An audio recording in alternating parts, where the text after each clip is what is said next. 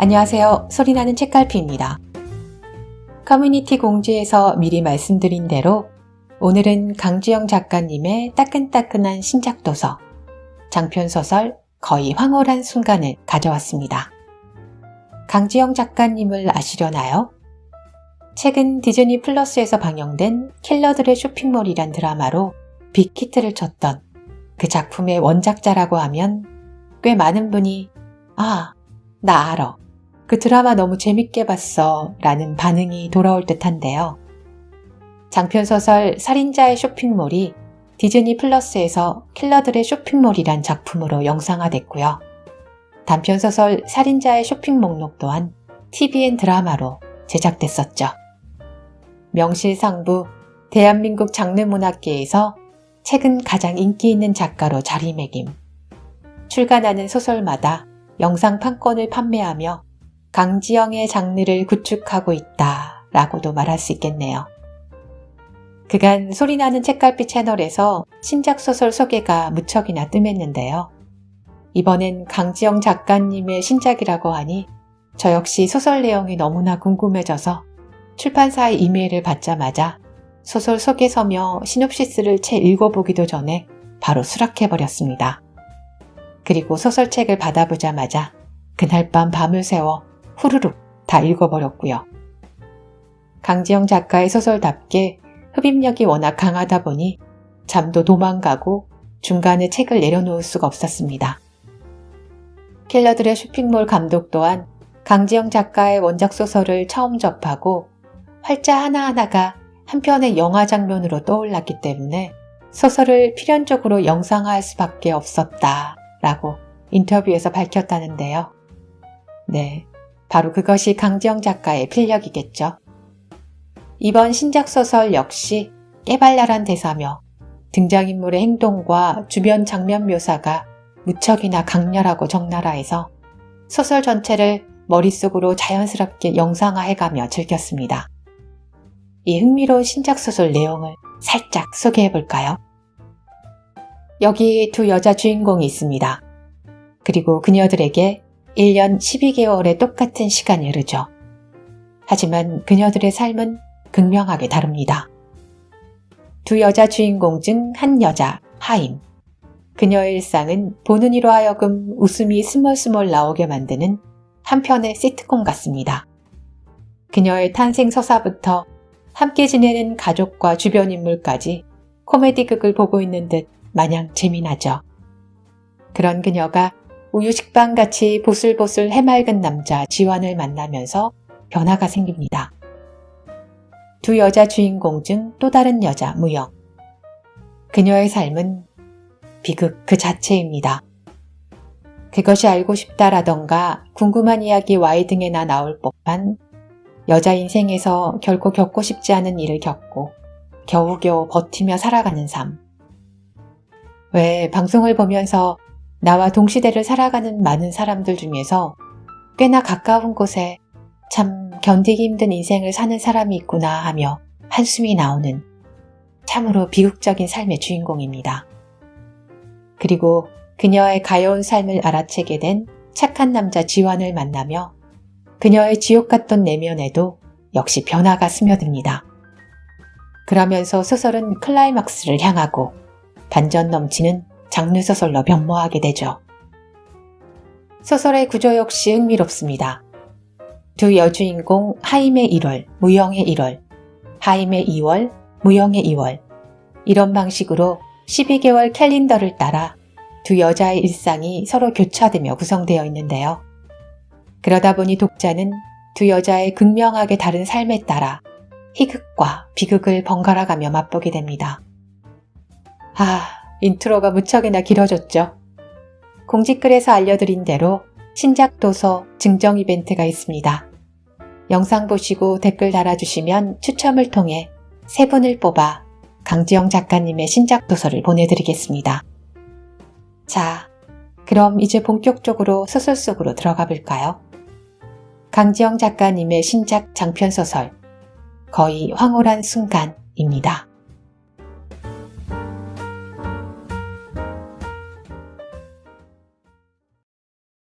1월 김하임. 내가 태어나던 1987년을 기점으로 우주는 할아버지의 소나기에 넘어갔다. 그날은 초대형 태풍 셀마가 한반도를 덮친 날이기도 했다. 연향역 매점을 지키고 있던 할아버지는 내가 태어났다는 기별에 무섭게 휘몰아치는 강풍과 폭우를 뚫고 병원으로 내달렸다. 쪼글쪼글하고 새빨간 손녀의 손가락과 발가락 개수가 궁금해서가 아니었다. 오직 금쪽 같은 며느리에게 그간의 노고를 치하하며 어미 된 기쁨을 축하하려는 목적이었을 터다. 병원 앞에 다다라서야 빈손이 민망했던 할아버지는 뒤늦게 며느리에게 선사할 꽃다발을 사러 시내로 걸음을 돌렸다. 하지만 가로수가 뽑히고 입간판이 종이장처럼 휘날리는 셀마의 서슬에 상점들은 일찌감치 문을 닫은 뒤였다. 할아버지는 빈손을 털레털레 흔들며 연양역 광장을 걸었다.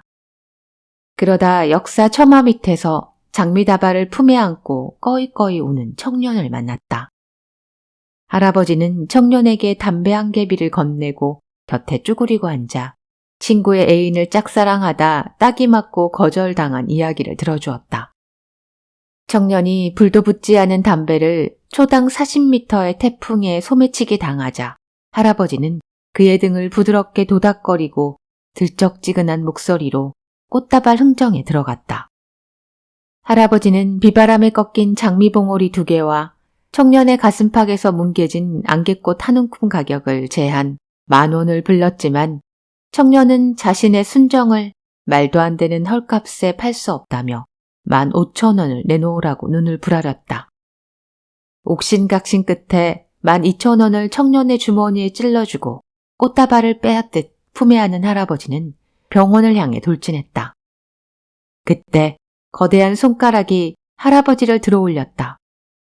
이건 어디까지나 할아버지의 주장이기 때문에 고지고대로 믿을 수는 없지만 거대한 손가락에 몸을 맡긴 할아버지는 단숨에 연항 시내가 한눈에 내려다 보이는 구름 위에 내던져졌다. 꽃다발을 날치기 한 죗값을 이렇게 받는구나 싶었던 할아버지는 지갑의 돈을 모조리 구름 아래로 내던지고 머리를 조아리며 손바닥을 비벼댔다. 그러자 놀랍게도 하늘 저 멀리 근엄하고 자애로운 목소리가 들려왔다. 내가 몹시 피곤하도다. 하여 오늘부로 너 김낙평에게 우주를 맡길 터이니 부디 우매한 인간들을 일깨우고 세상을 평화롭게 하는데 일생을 바치거라. 얼결에 우주를 떠맡게 된 할아버지가 지상에 돌아와 가장 먼저 한 일은 내 이름을 지은 거였다. 하늘이 내린 임무, 줄여서 하임. 할아버지는 그때부터 서양역 대신 자신의 이름으로 연호를 만들었다. 낙평 24년 초하루, 우주의 책임자인 할아버지와 우매한 인간의 표본인 나는 머리를 맞대고 만두를 빚는 중이었다.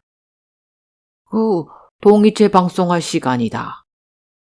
구름 위에서 한반도의 역사를 파노라마처럼 내려다봤다는 할아버지는 숙빈 채 씨의 얼굴이 누구든 한 번 보면 잊지 못할 정도의 추녀였다며 아랫입술을 비죽거렸지만 재연 전문 배우로 시작해 홈쇼핑 모델, 드라마와 영화의 단역 배우로 활동하던 엄마가 그 드라마에 국료로 고정 출연을 하게 되자 눈에 불을 켜고 모니터링을 했다. 시계도 안 보는데 우주신은 모르는 것도 없으셔? 나는 소주병으로 장기할 만한 밀가루 반죽을 넓게 펴다 말고 발가락으로 리모컨을 끌어당겨 텔레비전을 켰다. 설 연휴라 TV에선 외국인 장기자랑과 아나운서 대격돌, NG 퍼레이드 같은 시시껄렁한 오락 프로그램 일색이었다. 케이블 채널을 돌리던 중 다니엘 헤니가 주연인 로맨틱 코미디에 잠시 넋을 놓았다. 어허, 동이 틀라니까. 잠깐만, 우리 자기 나오는 것 좀만 보고. 보다 못한 할아버지가 깨진 만두를 집어던지고 내 손에서 리모컨을 낚아챘다. 멋지게 양주를 원샷하는 다니엘 헤니에게 이별을 고하기도 전에 미모로 역사를 왜곡한 한효주의 얼굴이 클로즈업 됐다. 아휴, 할아버지 눈엔 며느리가 그렇게 예뻐? 시녀들 중 가장 나이도 많은 데다 보름 전 이마와 양볼에 맞은 필러 탓에 한효주의 어깨너머로 비친 엄마의 얼굴은 갓 쪄낸 호빵처럼 부둥부둥하고 번들거렸다. 이쁘다마다. 한창 땐 니애비 그 무쪽 같은 인물은 감히 넘보지도 못할 굉장한 미녀였지. 봐라, 지금도 젊은 것들 점점하게 예쁘잖니. 아빠와 쌍둥이처럼 닮은 할아버지가 만두피에 속을 채우며 채신 없이 웃었다. 할아버지가 채신을 내려놓지 않아도 엄마가 예쁜 건 연양 시민들이 다 아는 사실이다. 유백색 피부에 적당히 붉어진 이마, 순혈이 의심스러울 만치 깊은 쌍꺼풀, 반듯하고 날렵한 콧날과 간사해 보이지 않을 정도로 상큼하게 위로 여민 이박이. 하지만 엄마는 80년대 달력 모델처럼 도발적으로 예쁘긴 하나 시청자의 시선을 붙잡아 맬 만큼 세련된 미인이라곤 말할 수 없다. 그럼에도 지금껏 연양 최고의 미녀로 꼽히는 건 가무잡잡한 피부에 꺼진 이마, 오목눈에 사자코를 가진 할아버지와 아빠가 항상 엄마의 자와 우를 보좌한 덕일 터였다. 서울에서 연양으로 MT 온 햇병아리 여대생에게 반한 아빠와 그런 아빠를 도와 자전거와 키우던 개, 금리까지 팔아 뒤를 밀어준 할아버지가 아니었다면 엄마는 다니엘 헤니 같은 미남자와 결혼해 지금보다 훨씬 근사한 삶을 살게 됐을지도 모른다. 그랬다면 나도 만두피 대신 명품 핸드백을 들고 압구정동이나 청담동을 활보했을 테고 스펙 경쟁에 밀려 이렇게 취업 재수까지 하는 일도 없었을 터였다. 할아버지와 아빠가 원망스러웠다. 나한테 고마워할 거 없다. 세상에 억지로 되는 일은 없으니까. 뭐든 순리대로 흐르게 마련이지. 네가 우리 효정이 딸로 태어난 것도 다 하늘이 정해놓은 운명인 거야. 내가 우주신이긴 하지만 이미 정해진 운명을 바꿀 수는 없느니라.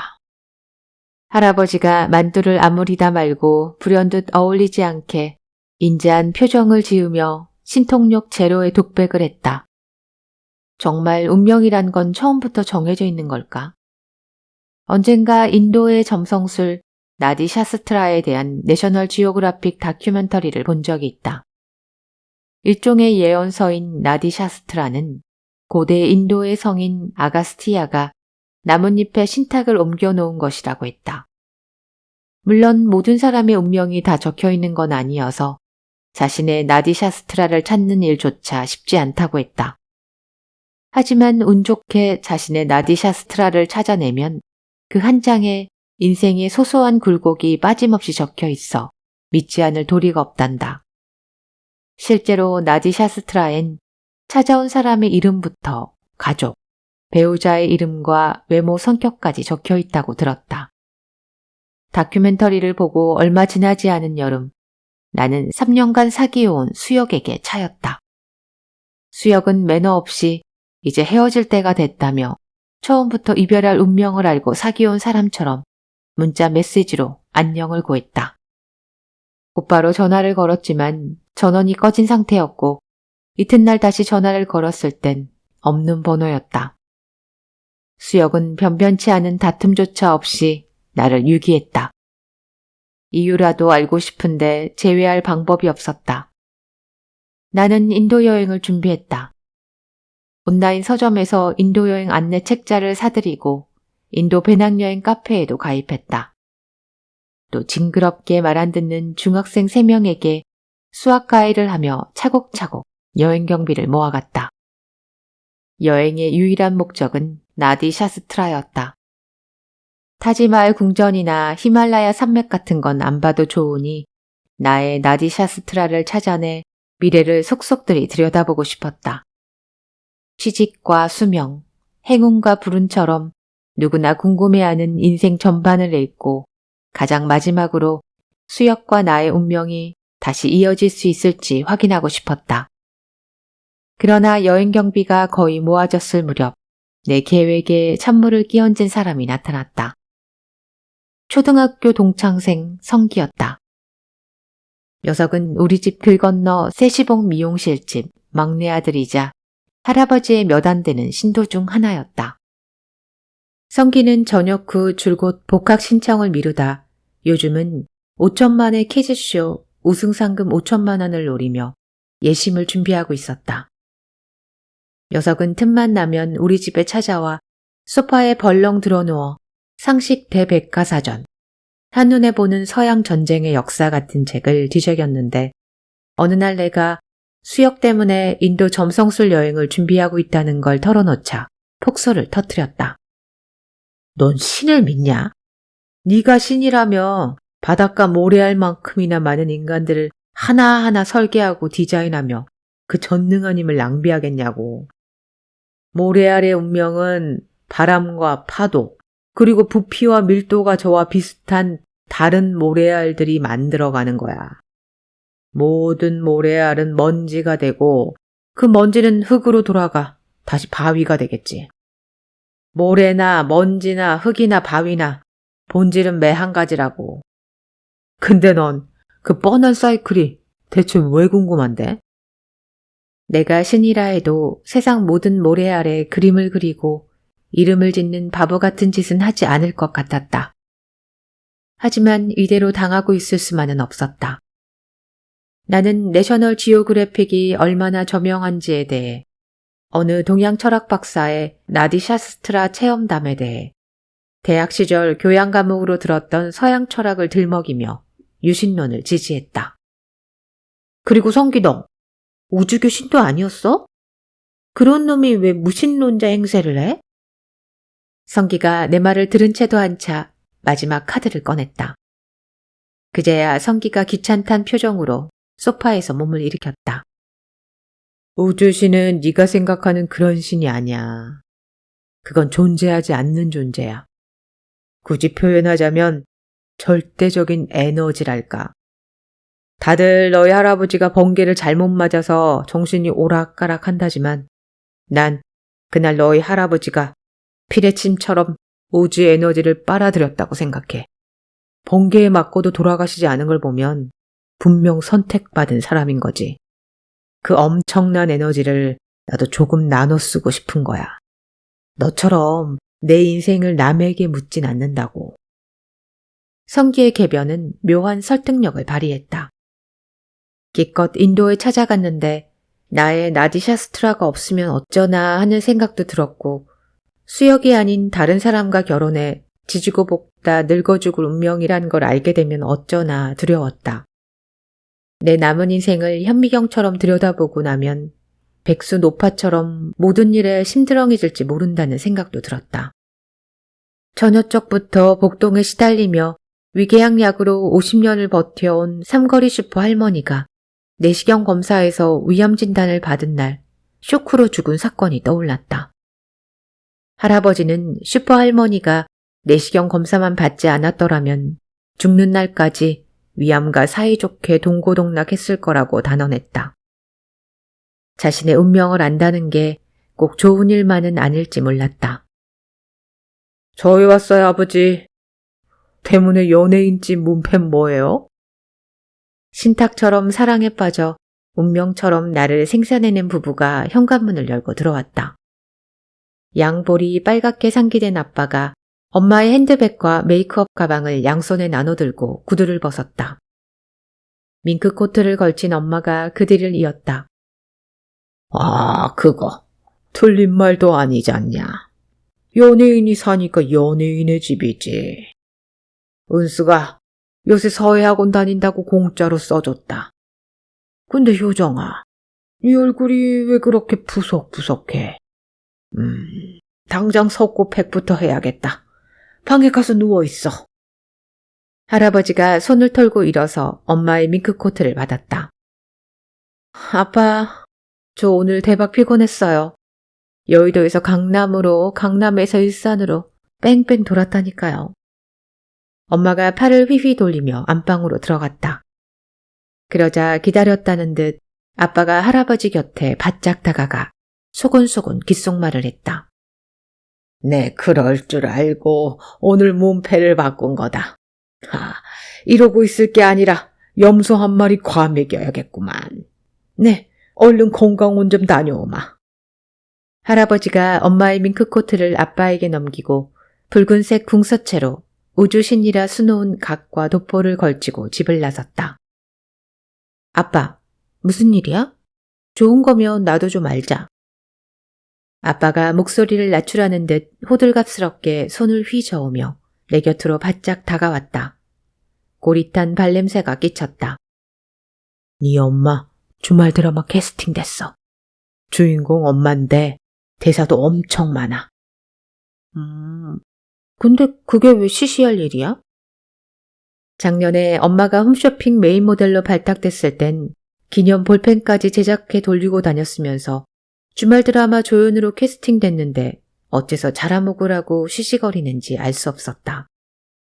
그게 배역이 좀 그래서 고민인가 봐. 엄마가 말하기 전까진 모른 채 하고 있어. 대체 무슨 배역이길래? 있어, 그런 거.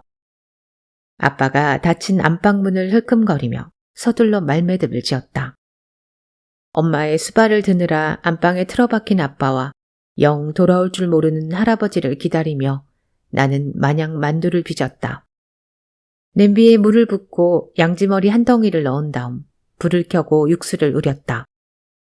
고기에 맺힌 핏물이 연가색 거품이 되어 냄비 테두리에 떠오를 쯤. 하지마, 간지럽다고. 응?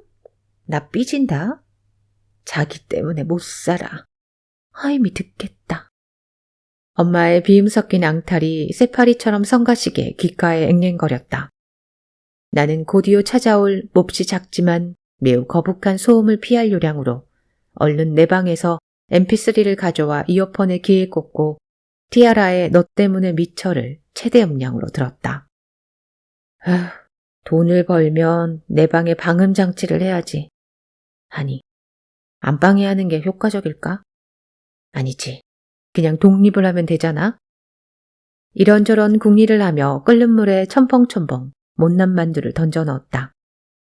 김치 냉장고에서 동치미를 푸는데 엄마와 아빠가 벌겋게 달아오른 뺨을 어루만지며 부엌으로 들어왔다.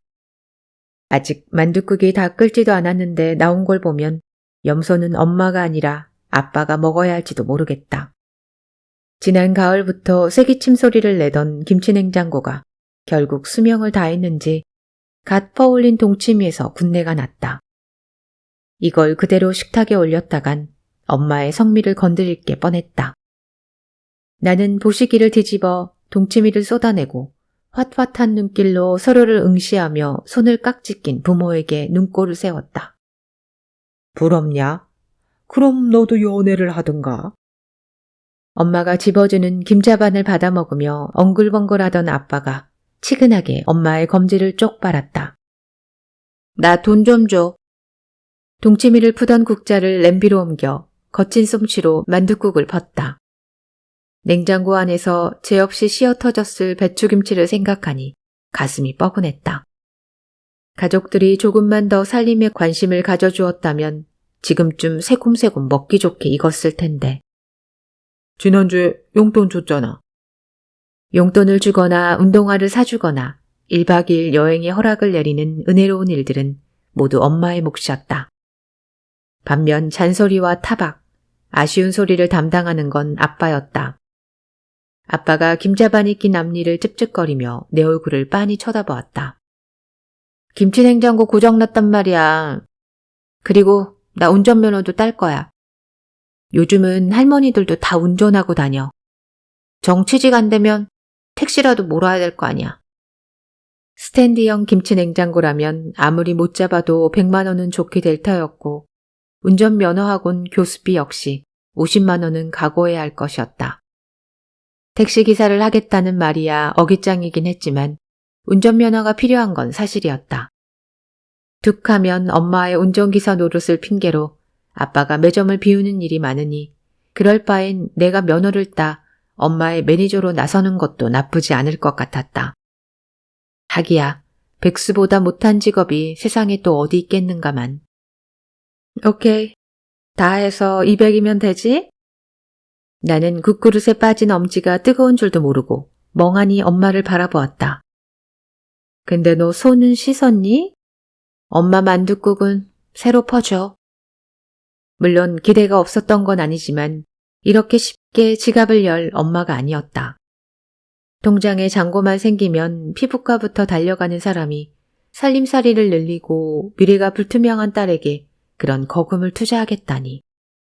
나는 얼떨떨한 얼굴로 엄지손가락 빠진 국그릇을 아빠 앞에 내려놓고 새 그릇을 부시고 또 부셔 엄마 몫의 만둣국을 벗다. 오, 자기야. 결심했구나. 엄마를 바라보는 아빠의 얼굴이 파티마 언덕에서 성모 마리아를 아련한 어린 목동처럼 경외심에 가득 차 있었다. 어쩌겠어. 나 아니면 안 된다잖아. 광녀도 우아할 수 있다는 걸 보여줘야지 뭐. 이번에 엄마가 맡은 배역이 뭔지 대충 알 것 같았다. 홈쇼핑 모델도 제주 은갈치나 절전형 온열 매트처럼 우아하지 못한 역할은 단칼에 거절해온 엄마가 집에서조차 치렁치렁한 원피스에 풀 메이크업을 거르지 않는 엄마가 미용실 가온이 스타일을 구긴다는 이유로 아빠에게 미용 기술을 배우게 했던 엄마가 광녀를 결심하다니. 이건 정말이지 엄마답지 않은 선택이었다. 하긴 엄만 이미 25년 전에도 비슷한 실수를 저지른 이력이 있긴 했다.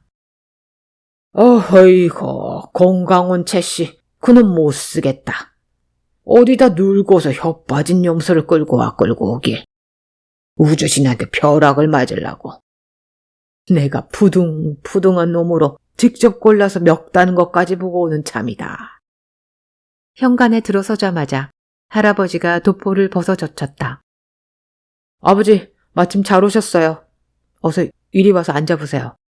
국은 이따 뜨고, 하이민, 너도 거기 앉아라. 아빠가 분연히 자리에 일어나 긴급 가족회의를 주최했다. 나는 서둘러 가스불을 끄고 엄마의 맞은편 의자에 엉덩이를 걸쳤다. 할아버지도 한약 냄새를 풍기며 내 옆을 차지했다. 아버지, 효정이 그 배역 맡기로 결심했어요. 아빠의 말투는 마치 부모님 앞에서 임신한 애인과 결혼을 선언하는 노총각처럼 뿌듯하게 들렸다.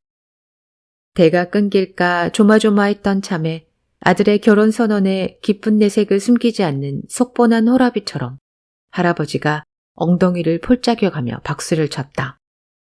옳지 잘 생각했다. 내가 진즉에 이래 될 줄 알고 건강원 다녀온 것 아니냐. 아가 잘했다. 참 잘했다. 내 역장하고 상의해서 연양역 광장에 플랜카드라도 걸어야겠다. 그래서 말인데 저희 당분간 서울 좀 가 있으려고요. 일주일에 5일이 촬영인데 여기서 어떻게 다니겠어요. 가뜩이나 우리 효정이 몸도 약한데. 그래야지. 우리 눈치 볼 곳 없어. 당장 방부터 알아봐라. 길에 뿌리는 잡이나 사글새나 거기서 거기니까. 엄마가 새색시처럼 살풋 고개를 숙이고 아빠의 손에 깍지를 꼈다. 잠깐, 아빠가 서울 가면 매점은 누가 지켜? 할아버진 전도 다니느라 바쁘잖아. 설마 나한테 매점 보라는 건 아니지? 그제야 나는 엄마가 순순히 200만 원이란 거금을 턱하니 내놓은 이유를 알 것 같았다. 젊디 젊은 딸을 아침 7시부터 밤 10시까지 꼬박 하루 15시간 동안 매점에 묶어놓을 미끼였다. 하야, 주말엔 내가 한 번씩 봐주면 되잖냐. 너도 공밥 얻어먹을 나이는 아니다. 취직을 하고 싶어도 경력이 필요해. 달려가는 개처럼 애처롭고 간절했을 내 얼굴을 향해 할아버지가 꾸짖듯 목소리를 높였다. 할아버지의 적극적인 지지에 마음이 놓인 아빠가 흡족한 표정으로 숟가락을 들어 만둣국을 떠먹기 시작했다. 앞으로 밥이랑 청소는 나랑 분담하자. 오늘까진 네가 하고. 할아버지가 얼빠진 내 얼굴 앞에 손바닥을 흔들어 보이며 인심 쓰듯 가사 분배를 했다. 24년 전 할아버지가 우주의 책임자가 되자 연양역 매점 책임자 자리는 자연히 아빠에게 넘어갔다. 하지만 엄마를 제외한 그 어떤 것도 책임지고 싶어 하지 않았던 아빠는 오징어 땅콩과 바나나 맛 우유, 진미 오징어의 미래를 내게 맡기고 뺑소니 쳤다. 1월 이무영 야청빛 하늘에 희끗한 눈발이 섞였다. 밤새 칼락거리던 보일러가 새벽녘부터는 쥐지근 듯 고여있다. 그제 경유 한 말을 넣었으니 연료가 부족한 건 아닐 터였다. 미나는 추위를 많이 탄다. 어쩌면 지금쯤 잠에서 깨어 무릎을 배로 끌어당기고 바스러질 듯 가녀린 어깨를 파르르 떨고 있는지 몰랐다. 무상 AS 기간은 우리가 이 다가구 주택에 이사오기 5년 전에 이미 끝났다. 통장 잔고가 보일러 수리 비용을 감당할 수 있을지 가늠할 수 없었다. 침대에서 일어나 조심스럽게 히테를 타넘어 방바닥에 내려섰다. 선뜻한 냉기와 희미한 노랫소리가 발바닥을 타고 올랐다. 독실한 기독교 신자인 1층 주인네 집에선 날이 밝지도 않았는데 찬송가를 부르고 있었다.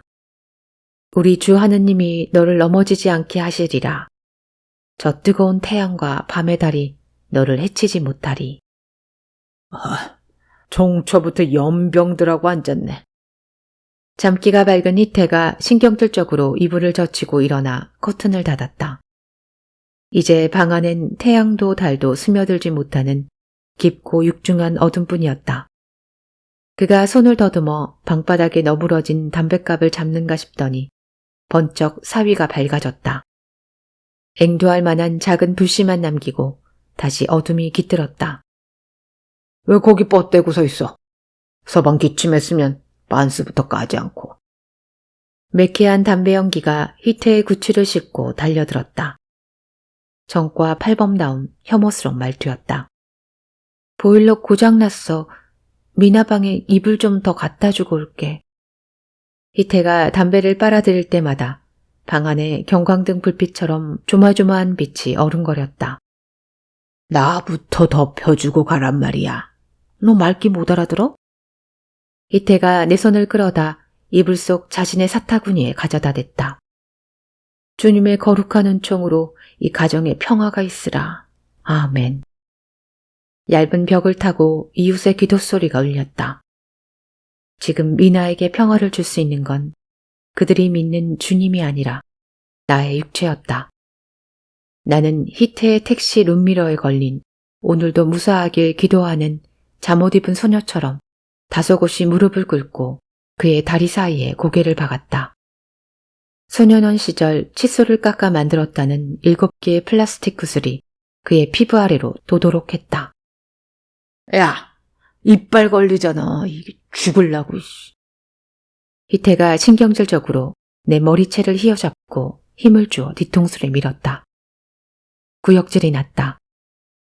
하지만 평화, 그 거룩한 평화를 위해 나는 고요히 소모되어 갔다. 희태를 다시 만난 건 10년 전 봄이었다. 그는 내가 일하던 남산 중턱의 돈가스 집에 찾아온 손님이었다. 점심 손님이 썰물처럼 빠져나간 오후 3시, 빛바랜 푸른색 남방에 3단 주름이 잡힌 베이지색 면바지, 녹색이 감도는 짙은 선글라스, 그리고 책 한 권 크기의 검정색 돈지갑을 든 30대 사내가 가게로 걸어 들어왔다. 희태는 카운터 아래의 빈 테이블에 앉아 스포츠 신문을 넘겼다. 한눈에 그를 알아보지 못한 나는 스테인리스 쟁반에 물병과 컵, 물수건을 챙겨 테이블로 다가섰다. 왕돈가스 하나, 단무지 2빠이. 귀에 익은 목소리였다. 나는 계산서 첫째 줄 왕돈가스 메뉴에 숫자 1을 길게 늘여쓰고 그를 유심히 바라보았다.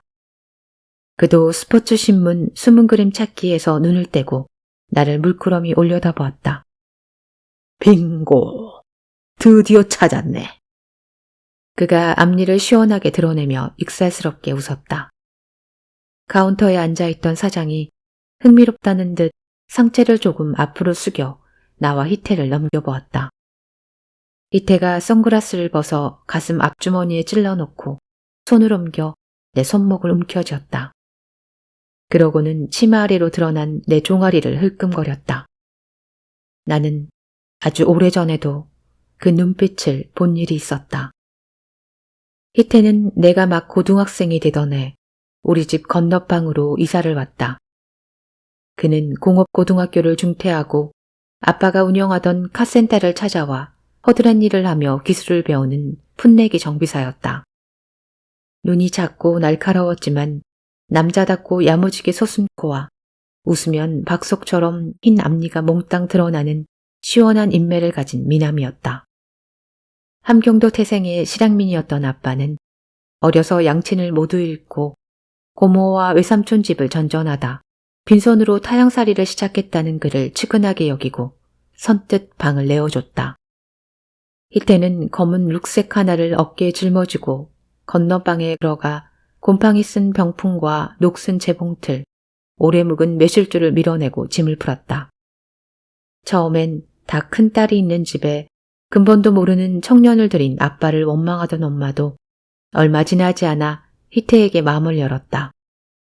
퇴근하는 그의 손엔 언제나 이튿날 상에 올릴 자반고등어나 모시조개, 돼지고기 등을 담은 검정 비닐봉투가 들려 있었고 첫 월급을 받던 날엔 아빠 몫에 칸가루표 가죽장갑과 엄마 몫에 전기고데기가 들려 있었다. 한 달에 2번 찾아오는 휴무엔 아빠를 대신해 미어진 지붕을 덧대고 폐목재를 주워와 평상을 만들고 전기를 끌어다 현관에 알전구를 달았다.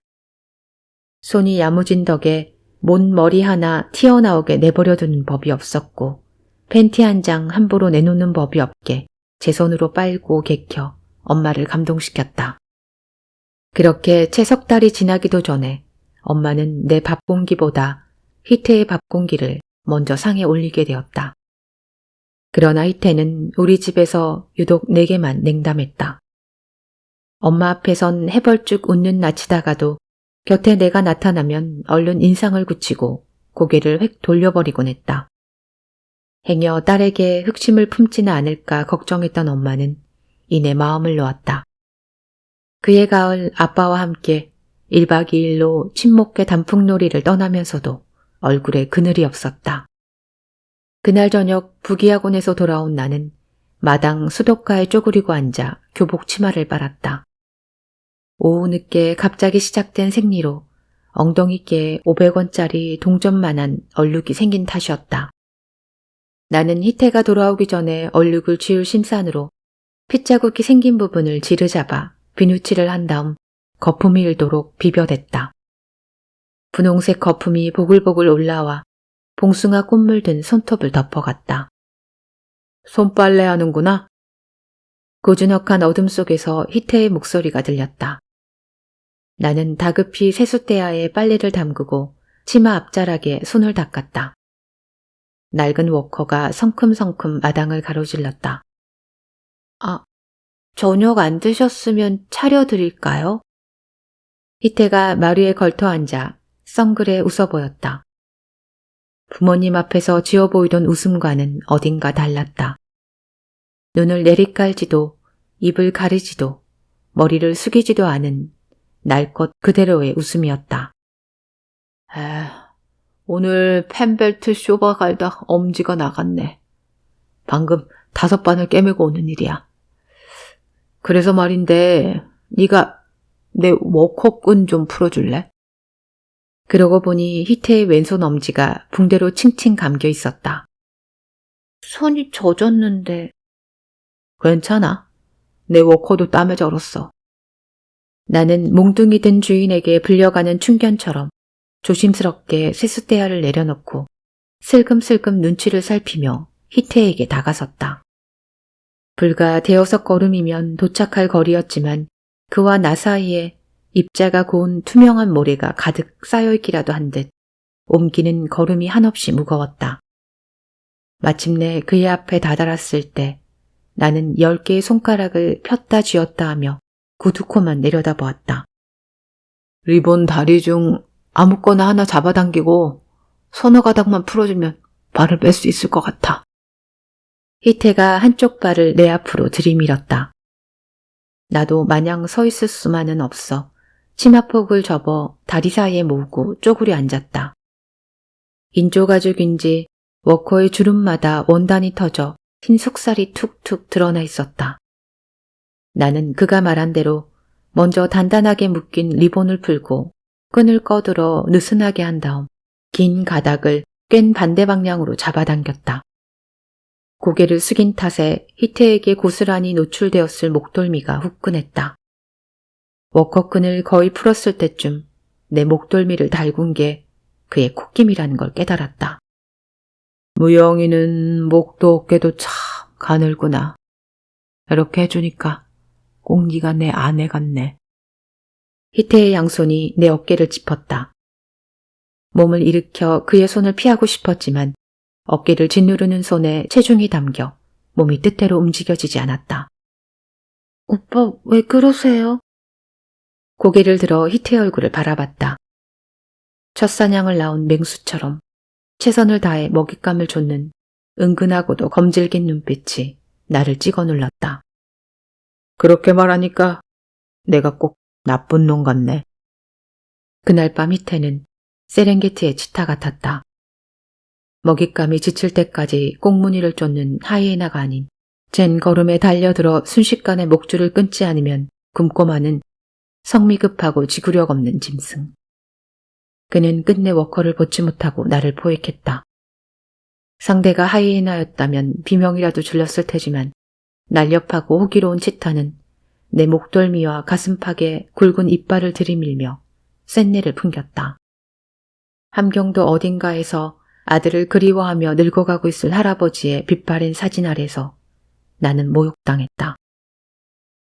부모님이 돌아오시자 희태는 예의 다정하고 건실한 청년으로 돌아갔다. 부모님에게 그날 밤의 일을 알리면 당장 학교를 그만두고 결혼이라도 시킬까 겁이 났다. 나는 매일 밤 방문을 잠그고 손이 닿는 곳에 과도를 가져다 놔야 잠이 들었다.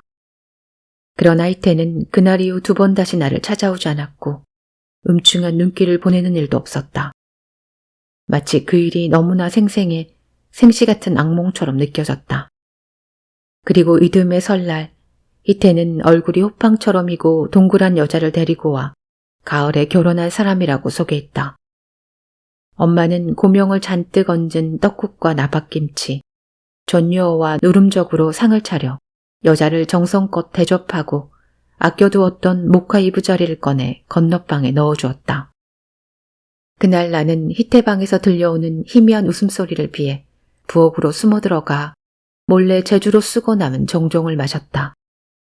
그리고 건너방 문 앞에 쭈그리고 앉아 희태와 여자의 거칠거나 고요한 숨소리에 귀를 쫑긋 세웠다.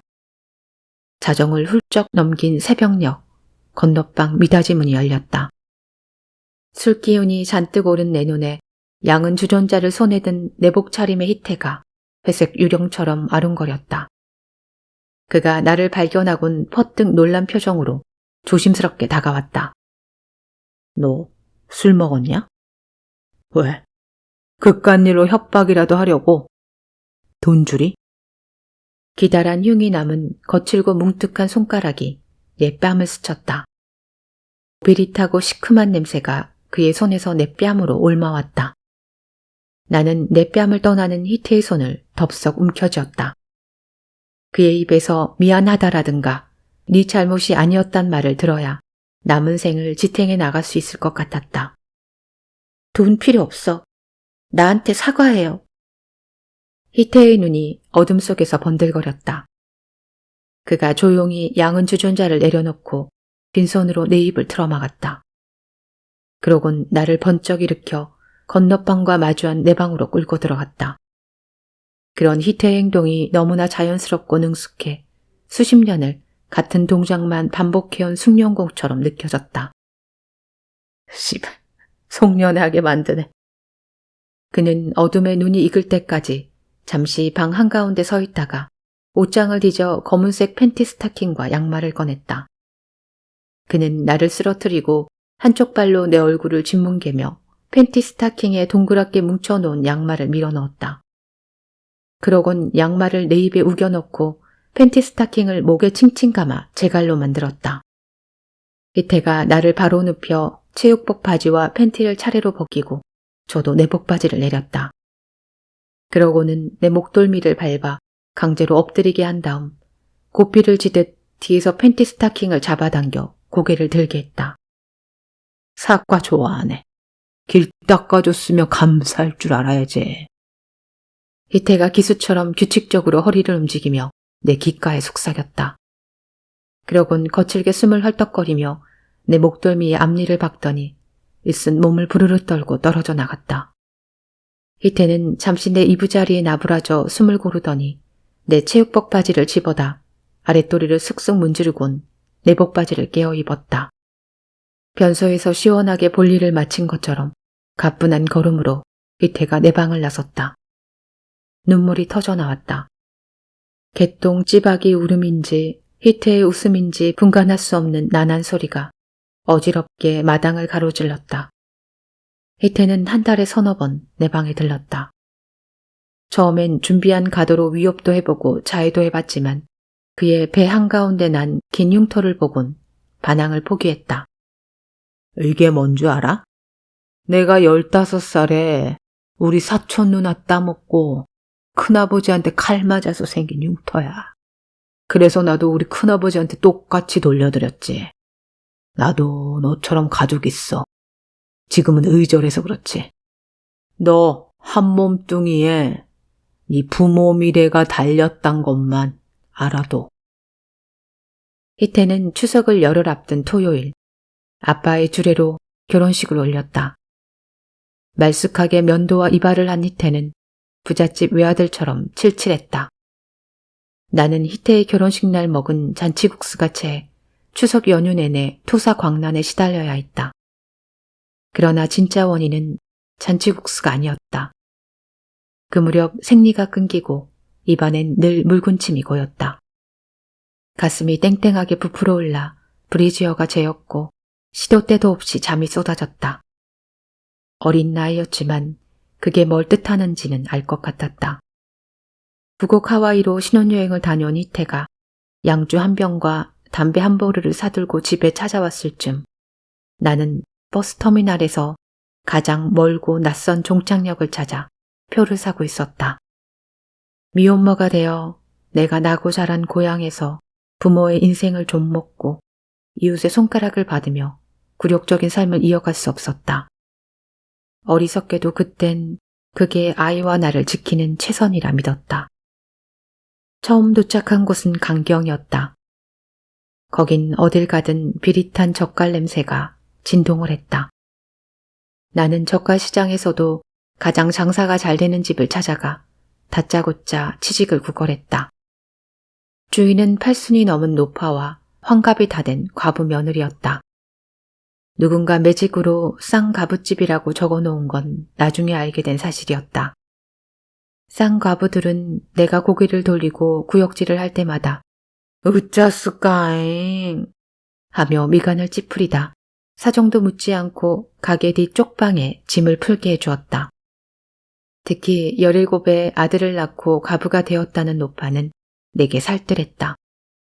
그녀는 내게 오젓과 육젓, 추젓 구분하는 법을 가르쳤고 미나를 낳은 뒤 산바라지까지 자청했다. 그러나 얼마 못 가 노파가 노안으로 세상을 뜨자 며느리는 젓갈 가게를 정리하고 아들이 사는 서울로 상경을 하게 됐다. 그렇게 주인네를 따라 올라온 서울에서 마땅한 일거리를 찾다 정착한 곳이 남산 돈가스 집이었다. 희태는 왕돈가스 한 접시를 깨끗이 비우고 조용히 돌아갔다. 그는 매일 3시 무렵 가게로 찾아와 왕돈가스를 주문했다. 눈치 없는 가게 주인은 희태가 찾아오면 애인 왔는데 나가봐 라는 농짓거리를 하며 내 옆구리를 찔렀다. 나는 처음 그에게 겁탈을 당하던 날처럼 떨어지지 않는 발걸음을 옮기며 그를 맞았다. 너 딸 하나 있더라. 얜 7살쯤 된 것 같던데. 누구 애야? 희태가 스포츠 신문에 눈도 떼지 않고 말을 걸었다. 나 미행했어? 왜? 그럼 안 돼? 이제와 아이를 데려가겠다고 할까봐 가슴이 철렁 내려앉았다. 서둘러 거두어들이는 내 손을 희태가 억세게 붙잡았다. 선글라스로 상어지름이처럼 날선 눈동자가 나를 덮어보았다. 이름이 미나라며. 그는 이미 아이의 이름까지 알고 있었다. 나는 집요하게 제어되는 소나기에서 벗어나려 팔을 비틀었다. 애 학교 보내려면 호적은 만들어줘야 할 거 아니야. 나 호랍이 된 지 3년이야. 내 새끼면 내가 거두는 게 마땅하잖아. 너 집 나가고 몇 년 안 돼서 부모님도 차례로 돌아가셨어. 이젠 비빌 언덕도 없는데 나한테 와라. 나 제법 벌이도 괜찮고 전셋집도 하나 있으니 몸만 들어오면 돼. 희태의 제안에 나는 현기증이 일었다. 느닷없이 가출한 딸을 기약 없이 기다렸을 부모님의 까칠한 얼굴이 회오리쳤다. 가부장적인 아빠, 인색하고 모질었던 엄마지만 그들이 더는 세상에 없다는 걸 깨닫자 온몸의 피부가 벗겨지는 것처럼 아프고 서러웠다. 너 자식 속이는 거 아니다. 전륜을 네가 맘대로 끊을 순 없지. 내겐 악마 같은 인간이지만 미나에겐 혈육이었다. 아빠 노릇 제대로 할 수 있어? 내 물음에 희태는 자리에 일어나 나를 끌어안았다. 무영아, 내가 서방 노릇도 잘 할게. 그날 저녁 나는 미나에게 희태를 소개했다. 그는 결혼식 날 입었던 양복을 차려입고 겨드랑이에선 코가 메울 지경으로 독한 향수를 풍기며 우리 새방을 찾아왔다. 죽은 줄 알았던 아빠가 하루아침에 되살아오자 미나는 희태를 무서워했다. 그의 2칸짜리 집으로 이사를 한 다음에도 내 옆이 아니면 잠을 이루지 못했다. 참을성 없는 희태는 잠이 없는 미나에게 손찌검을 해 억지로 울려 재웠다. 미나가 흐느끼다 움찔거리며 잠이 들고 나면 내 차례가 다가왔다. 그렇게 살길 어느덧 10년째다. 하지만 나는 여전히 어리고 순진하고 멍청했다. 희태는 아빠 노릇, 남편 노릇은커녕 인간 노릇도 할 줄 몰랐다. 설 연휴 탓인지 AS 센터는 전화를 받지 않았다. 다행히 부엌의 가스레인지는 프로판 가스를 연결했었다. 미나와 희태를 위해 냄비에 물을 붓고 다시마와 항태포를 넣어 육수를 우렸다. 미나는 외모나 성격은 나를 꼭 닮았지만 식성만큼은 희태를 빼다 박았다. 그걸 인정하지 않은 사람은 희태뿐이었다. 그는 미나를 핑계로 나와 살림을 합쳤지만 지금껏 그의 친부가 따로 있을 거란 의심을 풀지 않았다. 물이 설설 끓을 좀 미나가 제 방문을 발칵 열고 뛰어나왔다. 돌아보니 아이의 얼굴에 핏기가 없었다. 아빠 주무시니까 발소리 낮춰. 그리고 보일러 고장나서 뜨거운 물이 안 나와. 이따 엄마랑 목욕탕 가자. 미나는 대답이 없었다. 다정하고 삽삽한 성격의 아이는 야단을 맞아도 금세 헤헤거리며 내 허리춤에 매달려 애교를 부렸다. 그런데 오늘 미나는 평소답지 않았다. 칼등으로 마늘을 다지다 말고 미나를 다시 돌아보았다. 아이의 손에 핸드폰이 들려 있었다. 죽이고 싶어. 미나의 말에 칼을 도마에 내려놓고 아이에게 다가섰다. 그게 무슨 말이야? 미나의 가슴이 가쁘게 들썩일 때마다 허연 입김이 창백한 입술에서 무럭무럭 뿜어졌다. 방금 현지한테 전화 왔어. 어제 아빠가 현지 학원 앞에서 기다리고 있다가 집까지 태워다 준다고 타라고 했대. 절친 아빠니까 아무 의심 없이 탔겠지. 그랬더니 아빠가 차를 몰고 자유로로 빠지더래. 내려달라고 울고불고 사정하다가 경찰한테 신고한다고 했더니 핸드폰도 부셔버리고 쌍욕을 했다는 거야. 그러곤 현지한테 무슨 짓을 했는지 알아? 더 설명하지 않아도 알 것 같았다. 희태는 생리적 범죄자였다. 그의 성욕은 어른이 되면서 서서히 만들어진 것이 아니라 잉태된 그 순간 손가락이나 발가락보다 먼저 그의 가장 깊숙한 곳에 자리 잡았을 터였다. 희태에게 성욕이란 딸꾹질이나 재채기처럼 참을 수 있는 종류의 신체 반응이 아니었다. 현지라는 아이의 반항이 그를 얼마나 즐겁게 해줬을지 보지 않아도 나는 알았다. 미나가 내 어깨를 뒤흔드는 동안 나는 부끄럽게도 기뻐하고 있었다. 이번이야말로 희태에게 벗어날 기회였다. 그가 교도소에 수감되면 나와 미나는 자유의 몸이 될 터였다. 그럼 강원도 산골도 좋고 바닷가 움막도 좋으니 영영 희태가 찾지 못하는 곳으로 숨어버릴 수 있었다. 현지 고년이 그러디? 앙큼하냐. 저도 즐겼으면서 내숭 떨고 지랄이네. 왜? 신고라도 하겠대? 희태의 출연에 미나가 와락 내 품에 안겼다. 현지 부모가 못하면 나라도 신고할 거야. 나는 뒤를 더듬어 싱크대 위에 올려놓았던 식칼을 말아주었다.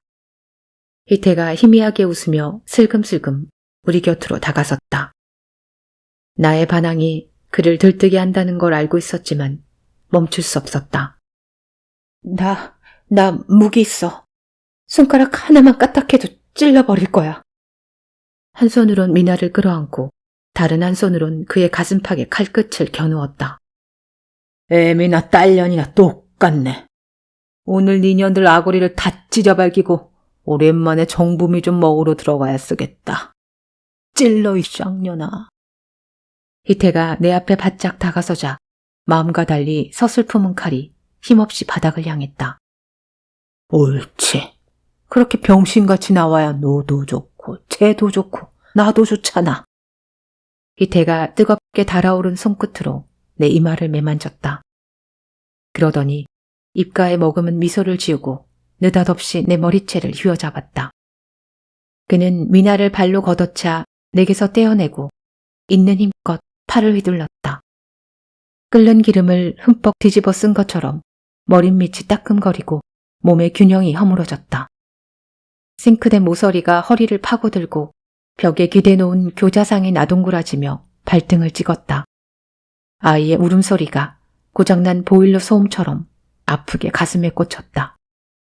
빛바랜 누런 벽지와 황갈색 가구들, 어버이날 미나가 만들어온 종이 카네이션, 펄펄 끓는 냄비, 하얀 미나의 얼굴, 오래 써서 가운데가 오목하게 들어간 도마가 빙빙 돌았다.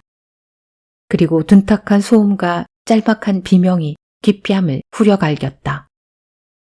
희태의 손가락은 여전히 내 머리칼을 그어잡고 있지만 발은 힘을 잃고 축 늘어졌다. 그가 몸주체를 하지 못하고 쓰러지는 바람에 머리카락으로 엮여있던 나도 그의 품에 안기며 함께 고꾸라졌다. 희태야, 여미태.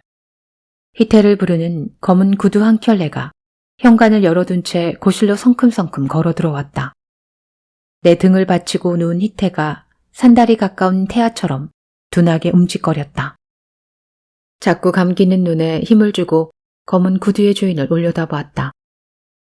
사건 담당 형사로 만나 희태와 단짝이 된 재문이었다.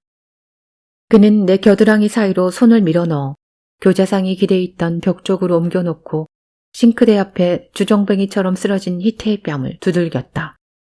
희태의 얼굴은 어디에서 쏟아졌을지 모를 피로 흠뻑 젖어 있었다. 재문이 뺨을 두드릴 때마다 희태의 코와 입에서 엉긴 피가 꿀쩍꿀쩍 흘러나왔다.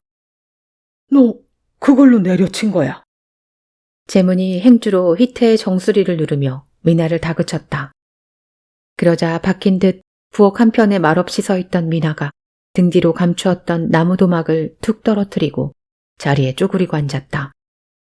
거무스름하게 닳고 때가 탄 도마 모서리에서 비가 흥건한 살점 한 조각이 흘러내렸다. 엘레고 불러, 엘레고. 재문의 무릎에 머리를 린 희태가 파들파들 떨리는 손으로 전화기를 가리켰다. 눈자위가 허옇고 오른쪽 뺨과 입이 실룩실룩 경련을 일으켰다. 재수씨, 일단 사람부터 살리고 봅시다. 희태의 머리에서 흘러나온 피가 세장령으로 부엌 바닥에 뻗어나갔다. 미나가 내 옆으로 기어와 소리 없이 울었다. 연민아, 아저씨 말 잘 들어. 넌 자고 있었어. 누가 물어봐도 자고 있었던 거야. 그러니까 넌 이 일과 아무 상관이 없어. 이 아저씨랑 엄마가 다 해결할 테니 어서 네 방에 들어가 있어.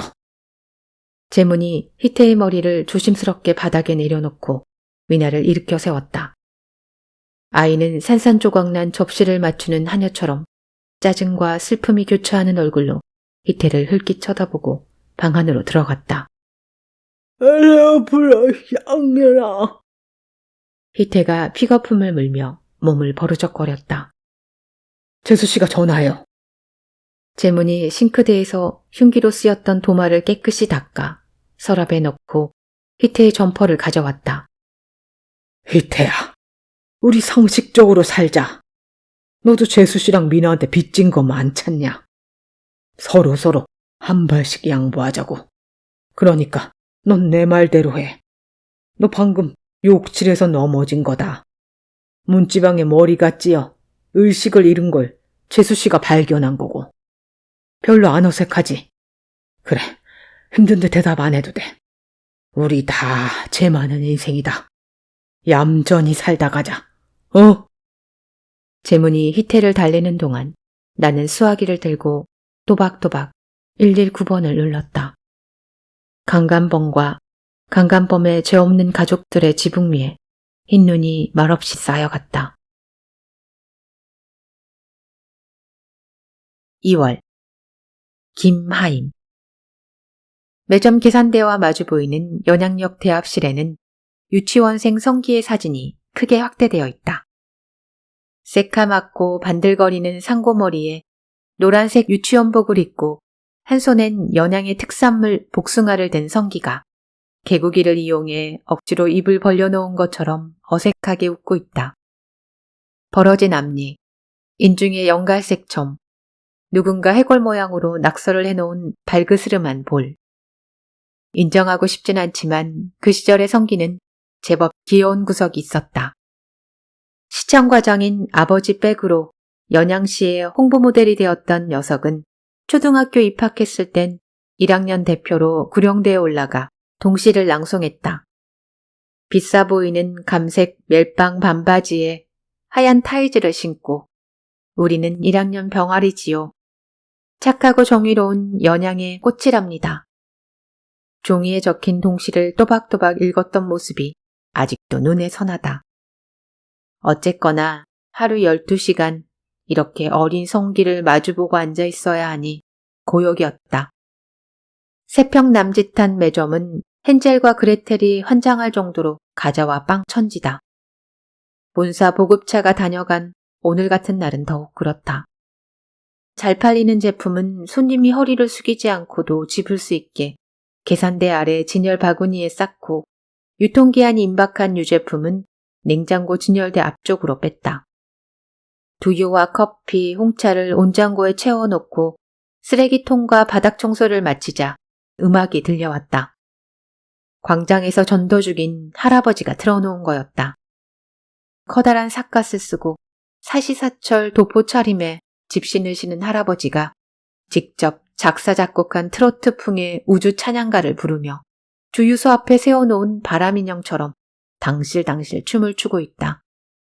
미스코리아처럼 어깨에서 허리를 가로지르는 휘장엔 우주신 김낙평이요시다 라고 궁서체로 쓰여 있어 언뜻 보면 선거 유세에 불려나간 자원봉사자처럼 보이기도 했다. 우주신과 함께 흔들어봐. 걱정일랑 근심 말고 춤을 춰봐. 해피하고 행복하게 댄스 댄스. 걱정과 근심이 행복과 해피가 댄스와 춤이 같은 뜻이라고 수도 없이 일러드렸지만 할아버지는 매번 듣는 둥 마는 둥이었다. 그러곤 근심 걱정 따윈 찾아볼 수 없는 몹시도 해피한 얼굴로 하루 5시간 연양역 광장에서 단독 리사이트를 벌였다. 얼굴을 찌푸리거나 손가락질을 하는 사람은 외지인이고 반갑게 손을 흔들거나 아무렇지 않은 얼굴로 외면을 하면 연양 시민이었다. 1년 전부터 연양역 광장에 서기 전엔 약수터가 주 무대였지만 근처에 암자가 들어서며 이리로 서식체를 옮겼다. 영감님, 허가 없이 현수막을 거시면 어떡해요. 영무원 진창이 광장 가로수에 묶어놓은 경축, 우주미녀 조효정, KBS 주말 드라마 너라면 좋겠어 출연 확정 이라는 현수막을 보고 뛰어나왔다. 역장이 내 처고모의 조카 사위인데 뭔 놈의 허가야. 그리고 역장이 높냐 우주신이 높냐. 줄 잘 서 이놈아. 둘의 신경전이 팽팽했다. 할아버지가 카세트 라디오를 끄고 마이크를 겨드랑이 사이에 끼웠다. 저도 그렇게 치면 역장님과 인척이에요. 저희 사촌 누나랑 역장님 매제 조카랑 부부라고요. 그래도 공가사는 구분하고 살잖아요. 친인척이라고 이런 거 봐주기 시작하면 끝이 없어요. 진창이 완강한 태도로 연양역 광장 가로수에 단단히 묶어놓은 현수막 밧줄을 가위로 자르자 할아버지가 이를 앙다물었는지 하간의 힘살을 잡으며 핸드폰을 꺼냈다. 뭐냐, 네가 우주신을 무시한다 이거지. 그렇다면 우리 신도들을 호출하는 수밖에 없지. 할아버지의 신도는 도합 5명이었다. 백수인 성기, 등단일에 시집 한 권 내지 못한 시인 은수, 한때 승려였으나 파기하고 지금은 자식을 셋이나 둔 황씨, 정체불명의 40대 우울증 환자 순무, 10여 년 전까지만 해도 연양을 주름 잡았다던 날라리 해림이 바로 그들이다. 이들의 공통점은 딱히 할 일이 없다는 거였고 잘은 모르겠지만 오래전 할아버지에게 은혜를 입었다고 전해졌다. 그들의 필살기는 침묵 시위인데 할아버지가 1년 전 연양역 광장에서 전도를 시작한 직후 철거를 요청하는 영무원들과 대치를 벌였을 때도 혁혁한 공을 세운 바가 있었다. 이때 벌인 퍼포먼스는 지방지 몇 군데서 취재를 해갈 만큼 전위적이었는데 성기는 음악도 없이 팔과 다리를 흐느적거리며 춤을 추었고 시인은 전지를 펼쳐놓고 철 많은 우주를 싣고 란 제목의 저항시를 지었다. 황씨 아저씨는 손자를 등에 업고 나와 우주불신 무간지옥이라는 팻말을 들고 멀거니 서 있는 것만으로도 사람들의 시선을 모았고 순무는 모자와 마스크로 얼굴을 가린 뒤 애고대고 끝도 없이 곡을 했다. 결정적인 역할은 해림이었는데 그녀는 확성기를 든 순경 5명을 비웃으며 스트리킹을 시도하다가 사색이 되어 달려온 진창이 자신이 입고 있던 재킷을 벗어 알몸을 가려 순경들을 실망시켰다. 할아버지와 5명의 우주교 신도들은 단체 가입 강청, 불안감 조성, 과다 노출 등 10여 가지에 달하는 경범죄로 연행되었지만 뒤늦게 역장이 중재를 나서며 모두 훈방 조치되었다. 영감님, 잠깐만요. 우리 대화로 풀죠. 작년에 저희 심할서 쓴 거 모르시죠? 이번에 또 심할서 쓰면 승진이고 뭐고 진짜 물 건너간단 말이에요. 일단 제가 역장님께 정중하게 여쭤보고 올게요. 역장님이 불화하시면 그땐 저도 별 수 없어요. 진창이 한 걸음 물러나 엉덩이를 뒤로 빼며 할아버지의 도포자락을 붙잡고 매달렸다. 그제야 할아버지 입가에 슬금슬금 감추어뒀던 웃음이 비어져 나왔다. 진작에 그렇게 나올 것이지. 까불고 있어. 진창이 할아버지에게 밧줄을 넘기고 공둥공둥 역사로 튀어들어갔다. 유리창 너머로 잠자코 소동을 지켜보던 나와 할아버지의 눈이 마주쳤다. 역장이 뭐라고 하든 할아버지가 현수막을 철거하는 일은 없을 터였다. 아빠가 엄마의 핸드백을 들고 촬영장에서 밤을 새우는 것처럼 할아버지에겐 기차게 예쁜 외며느리를 어떻게든 사람들 앞에 자랑하는 게 유일한 애정 표현이니까. 나는 온장고에서 따뜻하게 데워진 병두유 한 병을 꺼내들고 광장으로 나갔다.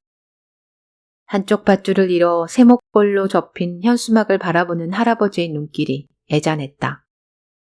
우주적인 경사인데 어디 우리만 알면 쓰겄냐. 할아버지가 냉큼 두유를 가져가 꼴꼴꼴 한 입에 털어 넣었다. 그러고는 양손을 넓게 벌려 머리 위로 올리고 정신이 번쩍 들게 큰 박수를 연달아 쳤다. 도로변에 폐지 수거를 나온 할아버지 또래의 노파가 안듯한 표정으로 혀를 끌끌 차곤 가던 길을 재촉했다.